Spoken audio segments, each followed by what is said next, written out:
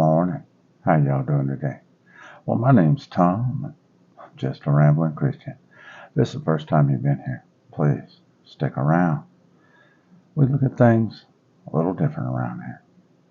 Now, I've been speaking of the sun setting. The sun sets October 2030. It will be dark for 500 years.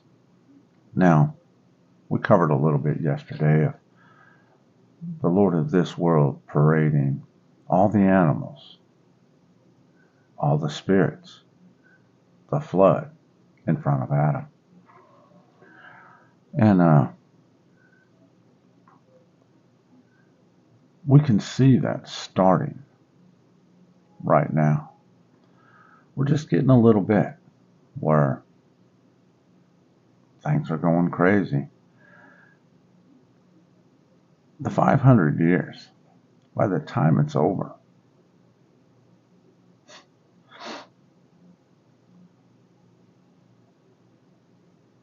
it'll be coming out of the darkness. So somewhere in there in the middle of that 500 years is going to be the worst time. The 400 years as slaves is coming. That last 100 years, around 450 some odd years from now, 457 years from now, perhaps. It's a number that keeps sticking in my head. But that's when the light will start coming back. It takes a while for the lights to turn on. It'll just be dusky. Just a little bit of that glow within the earth. And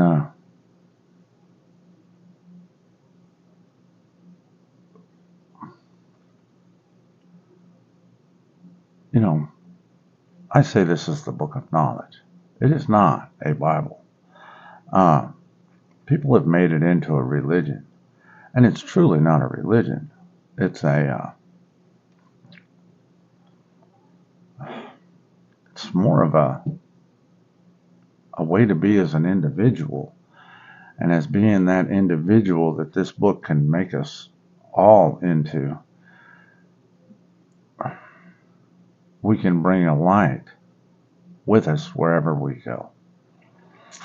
And that light can be seen by some, not by all. It can never be seen by all. Back when we used to do a lot of hiring and business classes and stuff like that, there's 3% of the population that just really is what they would call unhirable. No way they could get a job. Now, unemployment, let's say, is 5%. 3% of that is just a write-off. They can't work. They're not able to work. So 2% of that is only what really is capable of doing the job.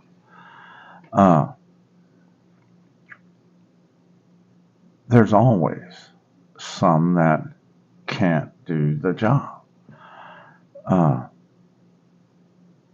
It's just the way it is. Through age, mental problems, handicap issues, all this kind of things, that's what puts them in that 3%. It's not just crooks and all this kind of stuff. But when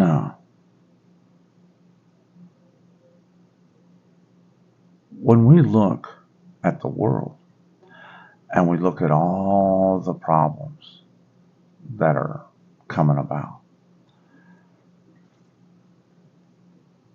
we group them as an individual, a nation to themselves, really. Those that have stepped to the reaches of reality, grasping for something that's not really there. When when all this comes about, and those are all spirits, and they're all gods to them. Many gods, basically. This is multiple gods. That's what you're looking at out there. Anyone could win. But they're battling it out. Scripture is amazing at how true it really is when you can listen to what it tells us. All we have to do is listen. I mean, it's not even that daggum hard to listen. I mean, it's written right in front of our faces. And we blow it off.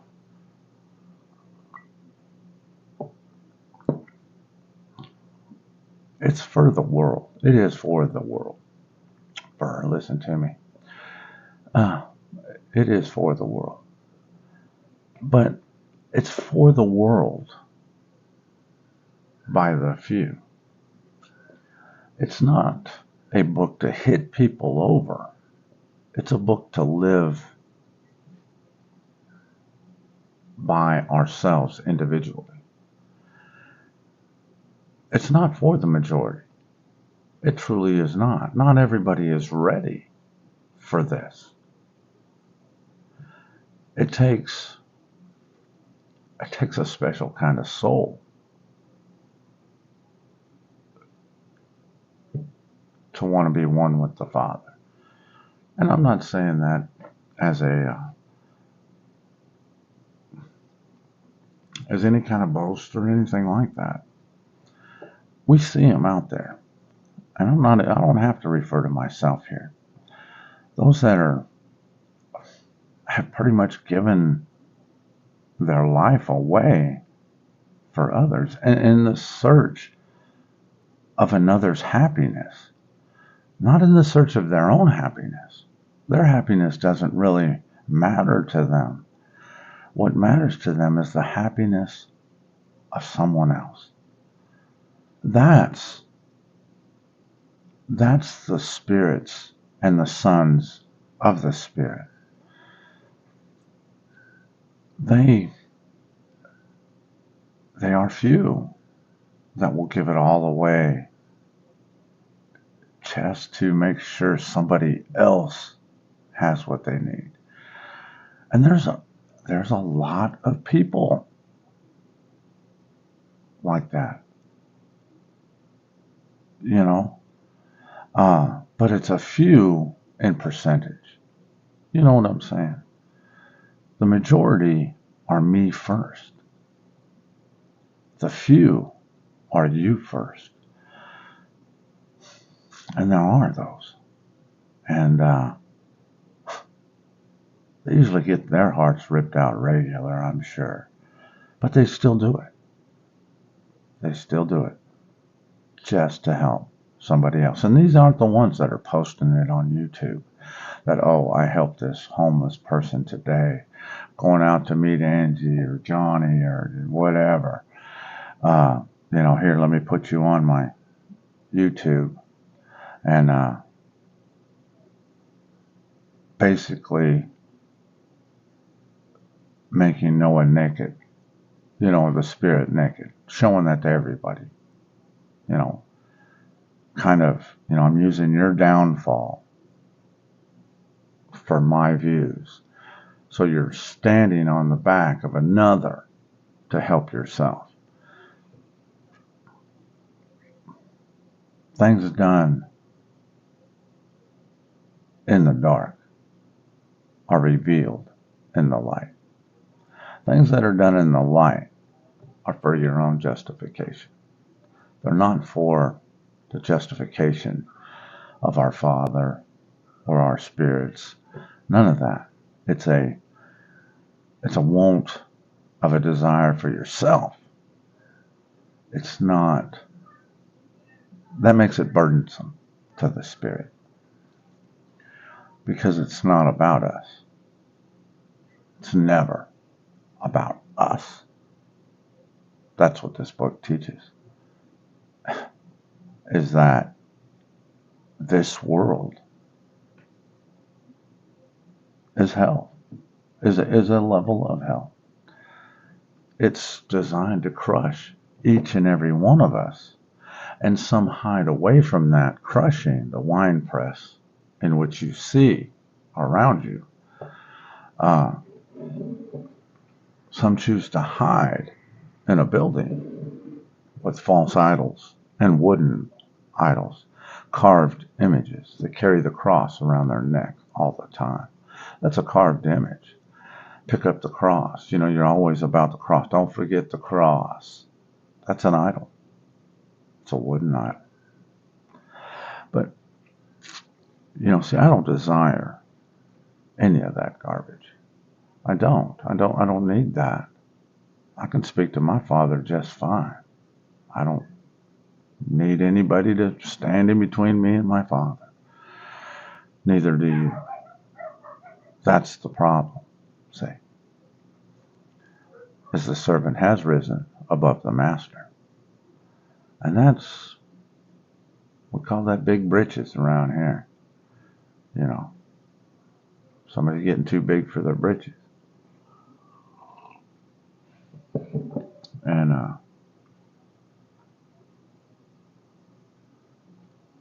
And without looking at ourselves, we'll never understand that. Have to look here first. That's why this thing, taken to heart, really removes the plank. It makes us ashamed. And when I was waking up, before I knew, I mean, it was levels that I came to my sight.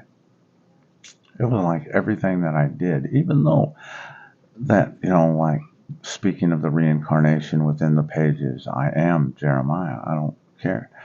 It seems like when I came across with those, what most would consider unbelievable truths, and I accepted that. I accepted that my spirit and my Father were guiding me. And I still believe that today. I speak of how I come across my lessons and stuff. So, and that all come from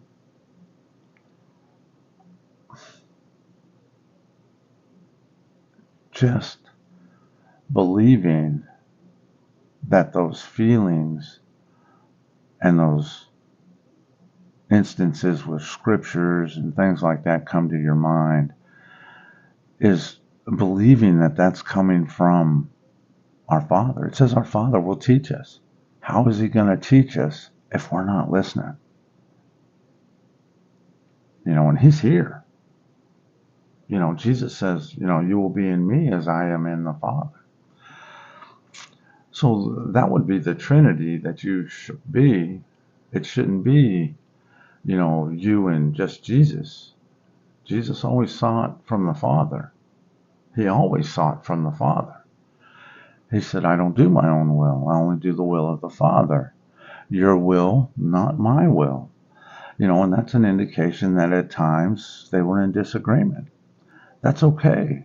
It is okay to be in disagreement with your Father. But the problem of it is, don't come in anger. Don't come in humility and seek more of an answer than a cut and dry type thing. Why? You know, a parent always has an ulterior motive. You know, your mother might say, don't put your hand in the fire. She might not say, it's hot, you'll get burned, you know, and then we'll have to take you to the hospital, and then you're going to be crying all night, keeping us up and awake, and blah, blah, blah, and it's just going to be a big old hassle if you stick your hand in it. No, they just say, don't put your hand in the fire. They don't give you some long explanation. You don't need that as a child. That is as growth happens, you see. Then the explanations come, see, and you kind of can put two and two together as you get maturity and things like that. Oh, I see why she didn't want me to put my hand in the fire. You might see somebody else get burnt. All these kind of things. So, at first you don't get everything, because that'd blow a kid's mind. And we are just children. We have no memories to start here. We have memories within inside of us that we can access. We surely do. But we have forgotten all that. So we're just children.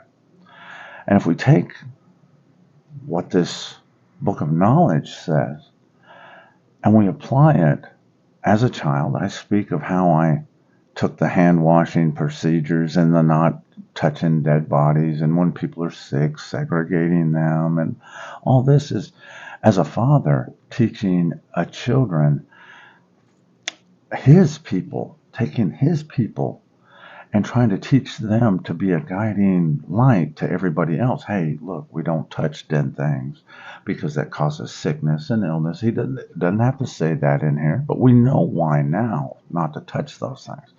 So I look at that as when we were just a fledgling civilization where we needed to know that, a dead, rotting corpse is not good to eat, and when bugs and stuff are on your plates and things like that, that needs to be cleaned, but they couldn't clean, so they had to break them and make new ones or have new ones and things.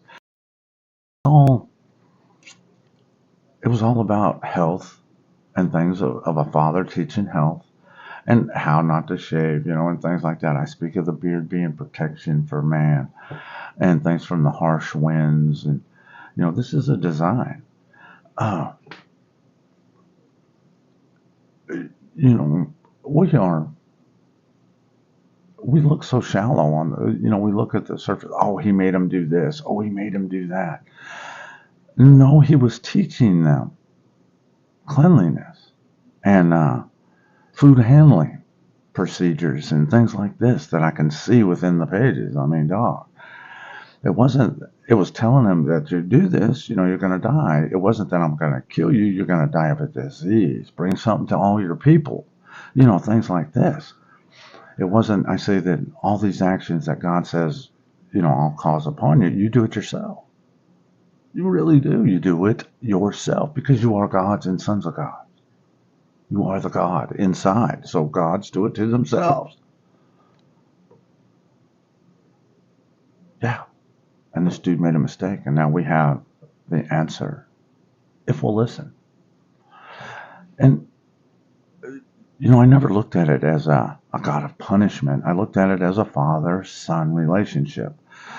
His children were his son. The Israelites are his son, the one. And I didn't think they were any different. I was grouped a nation as one. And I could see that he was really in love. It couldn't go into the depths of things. I mean, we barely comprehend cells and atoms and crap now, thousands of years later. We barely understand that. So how can he impress upon them those kind of things? Bacterias and all that. And, we needed microscopes and electron microscopes and all this to come to these realizations. But if you can apply science in here, you can see that he's teaching them about, the bacteria on that stuff. And when a sore gets festered, and they look at it every week, and things like this. And I never could see a God of punishment. All I could see was a father-son relationship with inside of it. And the son was very disobedient. He didn't listen to his father. And I say that's an option. It truly is. If you're called, that's an option. You don't have to answer that call. It's always, you have to come willingly in all things. Your offering is the gold and silver is the God and the sons of God that you have. God is gold. The son is silver. This is not a monetary thing. Man puts gold and silver as valuable. Gold and silver is right here. There is no other. That's nothing else is worth anything. Life is the only thing you can't put value on. Well, that's a lie. There's a lot of people who put value on life. But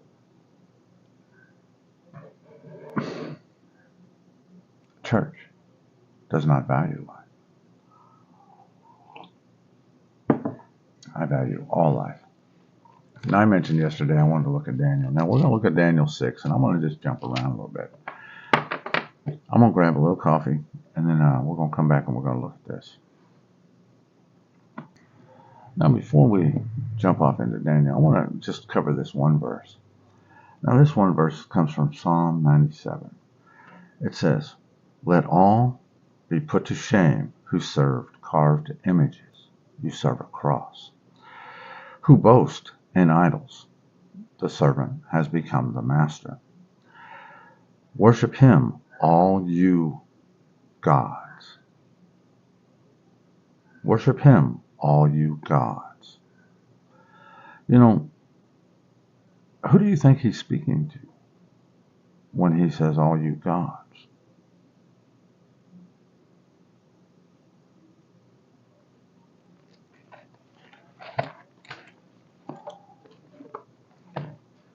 If you don't believe it, you will never understand it. True. Now, we're going to look at Daniel 6, and I'm going to, like I said, I'm going to jump around a little bit. Now, the first part of 6, well, let's say that the first part of 6 here, Belteshazzar has died, and things like that. And Daniel was given a third of the kingdom. Now, Daniel is Seth. Okay, he represents Seth. But Darius, he set up 120 satraps over the whole kingdom, and they reported to 3 governors. Now, those 3 governors are Cain, Abel, and Seth. Come as a child. Those are your 3 children that you need to be working towards. Seth believes in the God of his father, the king. Okay? The king here represents the Lord of this world. Now, kings come and go. Aeons are created by Seth, but they're a representation of Adam's. Okay? The Lord of this world is the father of you, the father of all flesh. That is Adam. Okay? That would be his earthly name today. Yabbled off in writings, and then other stuff from history, Gilgamesh, all this kind of stuff. But that was all the flesh before all were destroyed. This is after the destruction. Everybody here has died.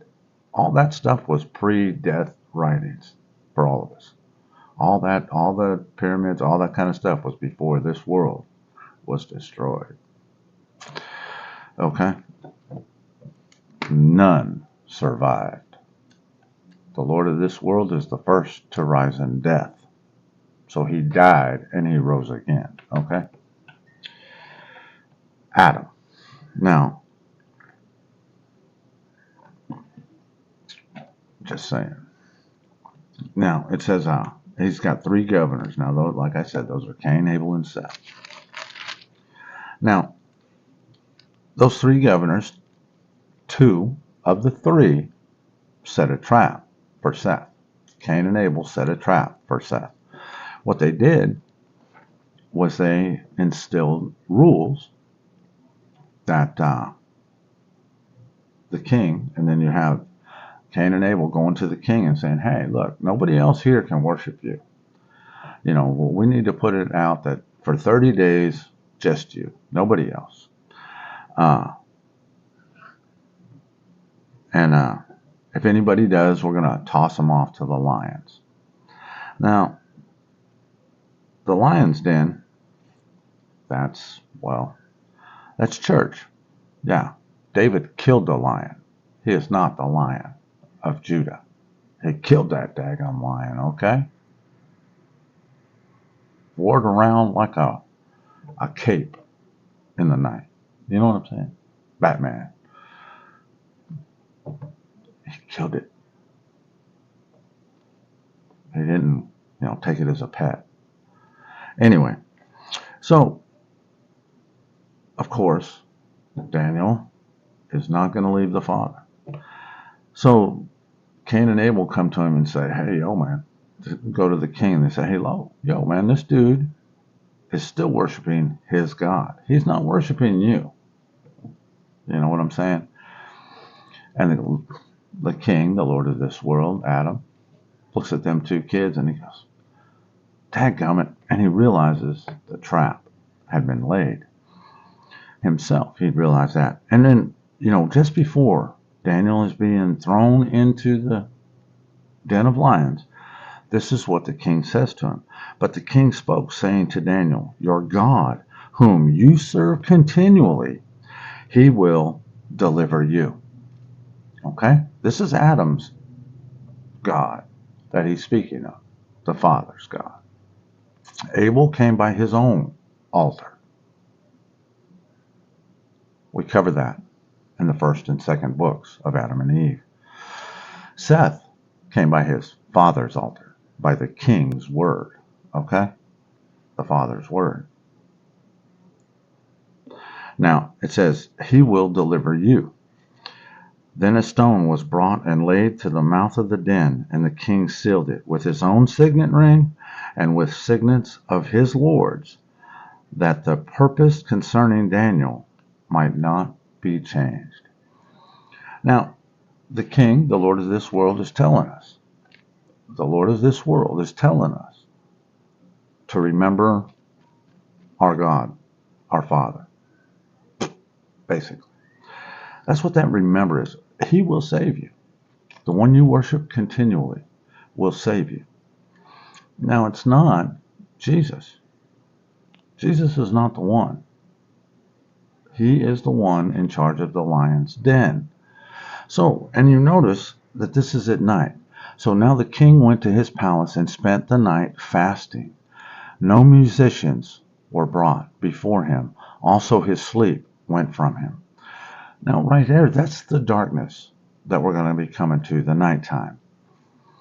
Daniel, the flock, is going to be locked here for that nighttime. It's going to be sealed off. I tell you, the spirit leaves at sunset.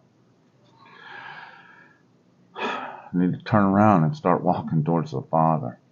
But anyway, so it's fixing to be sealed for 500 years in the dark. Now it says, then the king arose very early in the morning and went in haste to the den of lions. That's going to be the dude's going to be born 450, but it's going to be, it'll be just like Jesus. He'll be waiting on his time, just like I was waiting on my time the last 7 years. I'll be waiting on my time. He'll be living, dude will be here, but he won't be awake until they're at the end. Same thing. There's rules here. There's rules for everybody who comes here. That's the problem. People don't understand that. The dude who created this place set the rules down way before we ever got here. Like I said, no evil will ever leave this place. Ever. Never. Anyway. So, now he rose first thing, went to the lion's den. And when he came to the den, he cried out and lamented to Daniel, and he said, Daniel, servant of the living God, has your God, whom you serve continually, been able to deliver you from the lions? Now, I've been in the lion's den. I spoke the words of my Father. I was told to kick my boots off on my way out the door. Now, it says, then Daniel said to the king, O king, live forever. I tell you, the Lord of this world will be hallowed. He will be. Don't care what you say. It's not your option. He owns the place. He told that to Jesus. I own it, man. I'll give it to you. That means he owns it. He sets the rules. It was given to him. This is his realm, the realm of Cain. Then Daniel said, O king, live forever. See that? Praising the Lord of this world. Still praising the Lord of this world, and the Lord of this world knows that Daniel has a God. He'll still hallow the king, though. It says, Jesus says, you will. We're to obey the rulers that sit down and all that. And he's not talking about fleshly rulers, because we're spirits, Lord of hosts. We're dealing with the dude inside. So he's not talking about fleshly rulers. He's talking about the Lord of this world, the one that he left it to. That's the one you need to listen to and obey. Duh. He's not talking about some earthly law. I tell you, the Ten Commandments is it. Everything else is man-made. Those are man-made laws, not God-given laws at Mount Sinai. Okay? Truth. And it says, my God sent his angel and shut the lions' mouths, so that they have not hurt me, because I was found innocent before him. And also, O king, I have done no wrong before you. See this? This is right here, right now. Well, day 6. This is in the light of day 6. The stone is fixing to be sealed closed on your tomb. And it says, Daniel was taken up out of the den. No injury whatsoever was found on him, because he believed in his God. And now the king gave command, and they brought those men who had accused Daniel, and they cast them into the dens of lions, them, their children, and their wives, and the lions overpowered them, broke all their bones in pieces before they ever came to the bottom of the den. Yeah. That's what's happened after the darkness. All them zealots will be gathered up. They will be thrown into the den of lions. Now listen to what the king wrote. Then King Darius wrote, to all the people, nations, and languages that dwell in all the earth, in it, not on it. Peace be multiplied to you. I make a decree that in every dominion of my kingdom men must tremble and fear before the God of Daniel. Do you think this decree has went away? Do you? This is the Word of God. The Word of God stands forever. For he is the living God and steadfast forever. His kingdom is the one which shall not be destroyed, and his dominion shall endure to the end. He delivers and rescues, and he works signs and wonders in heaven and on earth. Who has delivered Daniel from the power of the lions? See that? No other person can get you out of here. None. This guy says that everybody needs to tremble in all the land. That's you. That decree stands today, made by the King of this world, the Lord of hosts. Jesus says the word of all scripture must be fulfilled. All of it. So it wasn't fulfilled when he came. He wasn't speaking of the New Testament. He was speaking of the Old. I'm going to just do 6. We're going to jump on to little Gnostics this morning. But darkness is coming. And so many follow the dim light. I want to do 7 probably next time. We've covered it, so I'll be jumping around. But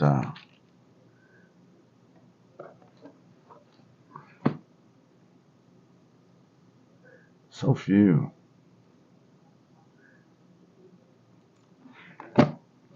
that claim this book believe this book. I can't believe that. That's a hard truth to swallow. Is that you can't believe the words as they're written on the page. You have to believe lies that somebody told you. When really all it takes is believing what's right in front of your face as a child, not as a wise man. And we discussed that. That's if a child can't sit in the adult service, it's too complicated. It's not a complicated book. I mean, like I said, I come to God on my own, right here through this book by myself, reading this book. I didn't believe any lies. I didn't have any lies to build my relationship with Jesus on or my Father on. I didn't have any lies. I didn't know anything about God, really, truly didn't. And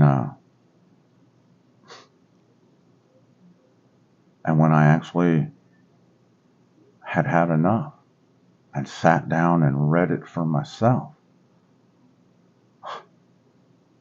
until I did that, I didn't know nothing. I mean, really, I had no knowledge until I read this book. I had earthly knowledge, but I had no understanding of spirit and soul and how to treat my fellow man or none of that garbage. This book gave me all that.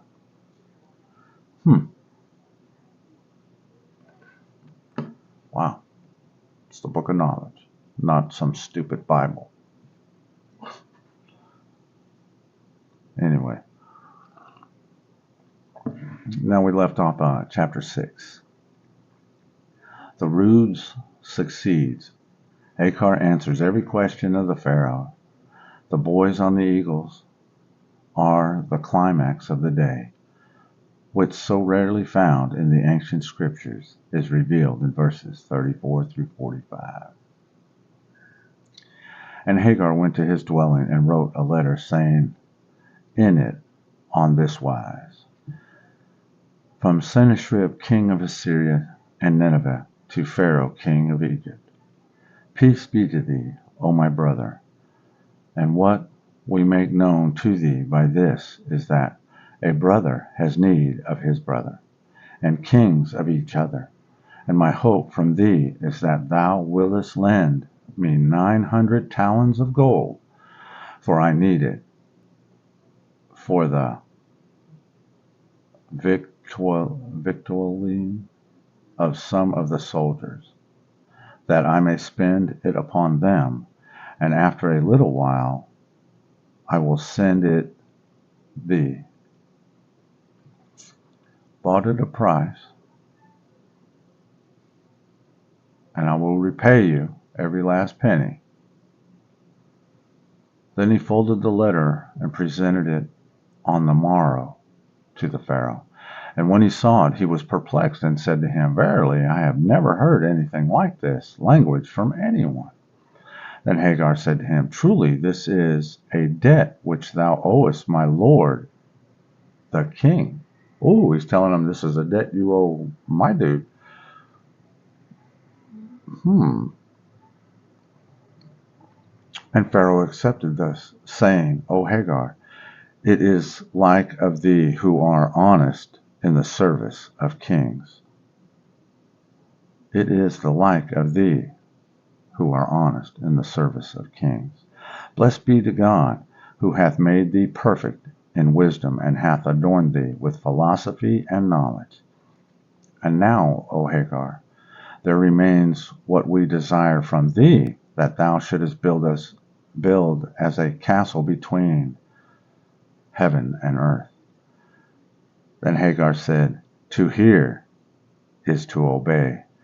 I will build thee a castle according to thy wish and choice. But, O my lord, I prepare us lime and stone and clay and workmen, and I have skilled builders who will build thee as thou desirest.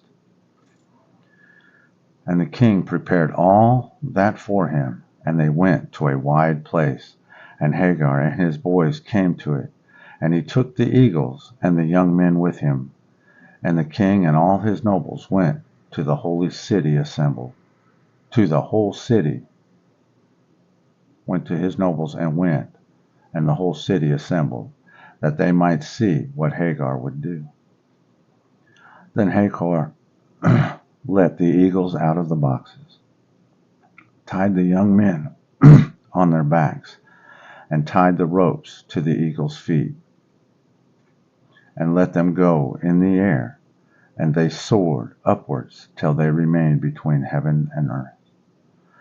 And the boys began to shout, saying, Bring bricks, bring clay, that we may build the king's castle, for we are all standing idle. And the crowd were perplexed, astonished and perplexed, and they wondered, and the king and his nobles wondered. And Hagar and his servants began to beat the workmen, and they shouted for the king. They began to beat the workmen, and they shouted for the king's troops, saying to them, Bring to the skilled workmen what they want, and do not hinder them from their work. And Hagar, he said, Bring to the skilled workmen what they want, and do not hinder them from their work. And the king said to him, Thou art mad. Who can bring anything up to that distance? And Hagar said to him, O my lord, how shall we build a castle in the air?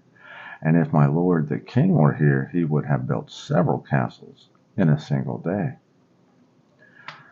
And the Pharaoh said to him, Go, O Hagar, to thy dwelling and rest, for we have given up building the castle, and tomorrow come to me. Then Hagar went to his dwelling, and on the morrow he appeared before Pharaoh. And Pharaoh said to him, O Hagar, what news is there of the house of thy lord? For when he neighs in the country of Assyria and Nineveh, and our mares hear his voice, they cast their young. And when Hagar heard this speech, he went and took a cat and bound her, and began to flog her with a violent flogging till the Egyptians heard it. And they went and told the king about it.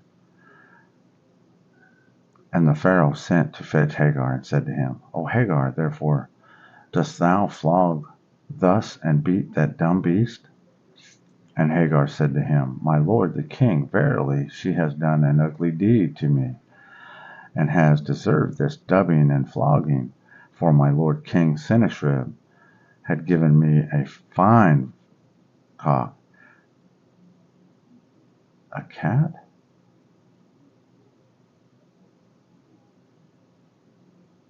They took a cat. A fine cock would have been a rooster. And he had a strong, true voice, and knew the hours of the day and night. And the cat got up from this very night and cut off its head and went away. And because of this deed I have treated her to this dubbing.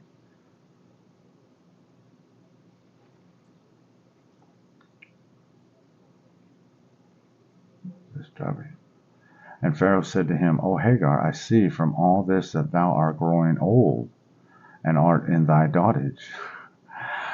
That's senile. For between Egypt and Nineveh there are 68 parasangs. And how did she go this very night and cut off the head of thy cock and come back?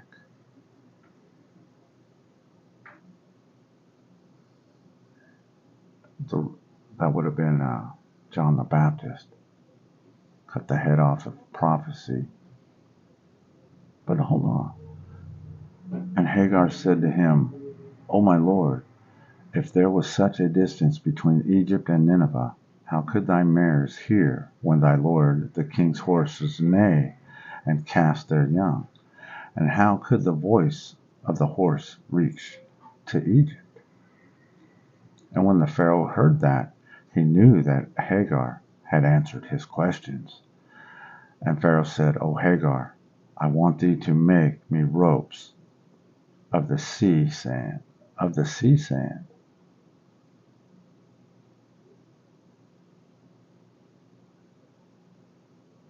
Huh. It says, I want thee to make my ropes of the sea sand. And Hagar said to him, O my lord, the king, order them to bring me a rope out of the treasury, that I may make one like it. Then Hagar went to the back of the house and bored holes in the rough shore of the sea, and took a handful of sand in his hands, sea sand. And when the sun rose and penetrated into the holes, he spread the sand in the sun till it became as if woven like ropes. And Hagar said, Command thy servants to take these ropes, and whenever thou desirest, I will weave thee some like them. And the Pharaoh said, O Hagar, we have a millstone here, and it has been broken, and I want thee to sew it up. Then Hagar looked at it and found another stone. And he said to Pharaoh, O my lord, I am a foreigner, and I have no tool for sewing. But I want thee to command thy faithful shoemakers to cut awls from this stone, that I may sew that millstone. Then Pharaoh and all his nobles laughed, and he said, Blessed be the Most High God, who gave thee this wit and knowledge. And when Pharaoh saw that Hagar had overcome him, and had returned him his answer, he at once became excited, and commanded them to collect for him 3 years' taxes, and to bring them to Hagar. And he stripped off his robes, and put them upon Hagar, and his soldiers, and his servants, and gave him the expense of his journey. And he said to him, Go in peace, O strength of his Lord, and pride of his doctors. Have any of the sultans thy like? Give my greetings to thy lord king Sennacherib, and say to him how we have sent him gifts, for kings are content with little. Then Hagar arose. You hear that? For kings are content with little.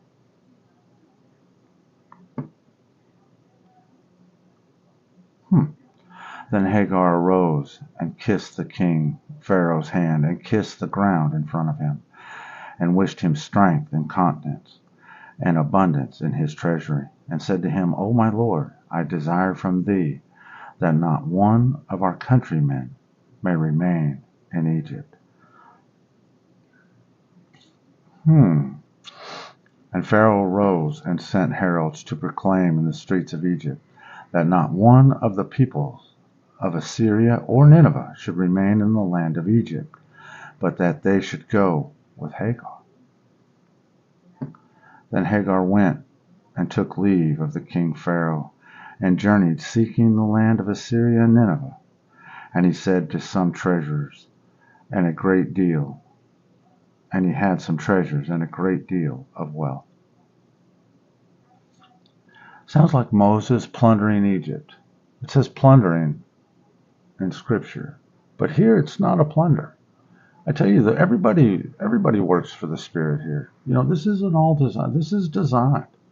It's not by mistake. There's a whole plan to it.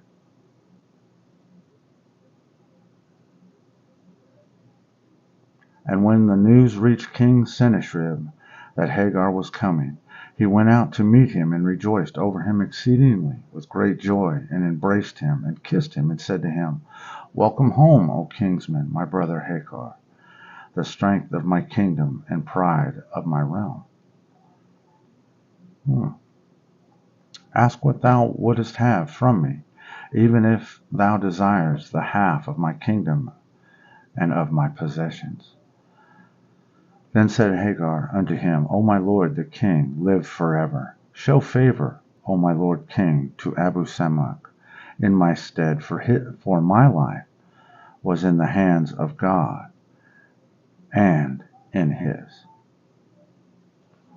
Then Sennacherib the king, Honor be to thee, my beloved Hagar.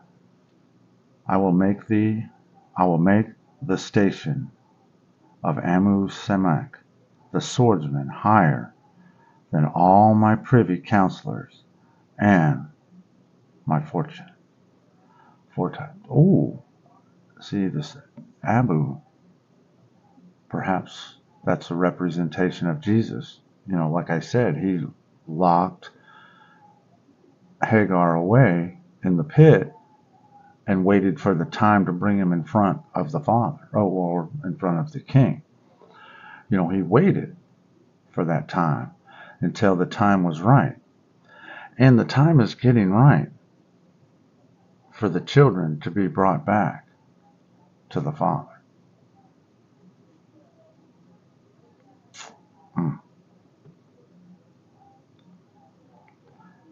Then the king began to ask him how he had got on with Pharaoh from his first arrival until he had come away from thy presence, and how he had answered all his questions, and how he had received the taxes from him, and the changes of raiment, and the presents. And Sennacherib the king rejoiced with great joy, and said to Hagar, Take what thou wouldest fain have of this tribute, for it is all within the grasp of thy hand. And Hagar let the king live forever. I desire not but the safety of my lord the king, and the countenance of his greatness. That's part of being full. I desire no otherworldly kingdoms. I desire nothing from that. It's a blessing, truly, to work for our Father. There is no greater blessing. There's nothing greater that I could ask for than that. I don't want to rule. I don't want to be judged. I care nothing about judgment. That's all in the hands of fate, my sister. She takes care of that. But judgment comes from within inside. And if you're not listening to the words coming out of your mouth, not the words coming out of somebody else's mouth, you can never achieve the ability to judge your own self if you're not listening to what you're saying. Before you listen to anybody else, you should listen to yourself. Oh my Lord, what can I do with wealth and its like? But if thou wilt show me favor, give me Nadan, my sister's son, that I may recompense him for what he has done to me, and grant me his blood, and hold me guiltless of it. And Sennacherib the king said, Take him, I have given him to thee.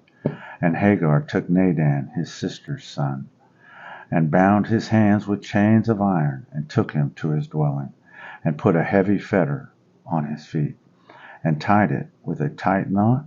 And after binding him thus, he cast him into a dark room beside the retiring palace, and appointed Nebu-Hal as sentinel over him, to give him a loaf of bread and a little water every day.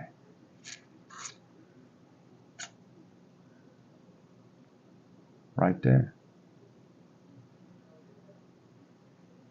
Took Nadan, his sister's son, and bound his hands with chains of iron, and took him to his dwelling, and put a heavy fetter on his feet, bruising ankles, them heels, bruising heels there, and tied it with a tight knot, and after binding him thus, cast him into a dark room, church, beside the retiring palace, and appointed Nebuchadnezzar as sentinel over him to give him a loaf of bread and water, a little water, every day. That water is now wine.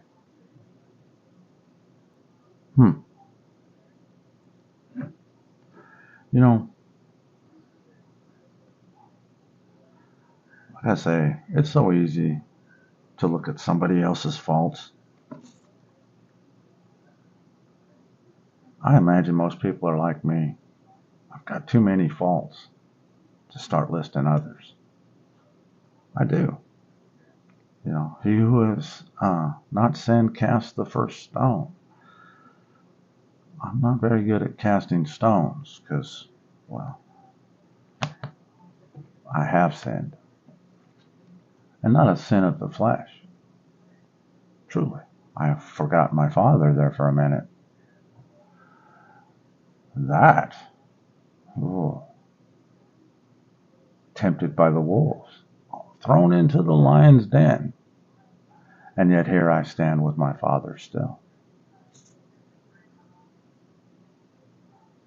There's only one way out. May the Holy Spirit guide you. May God, the Father, the Creator of us all, protect your soul.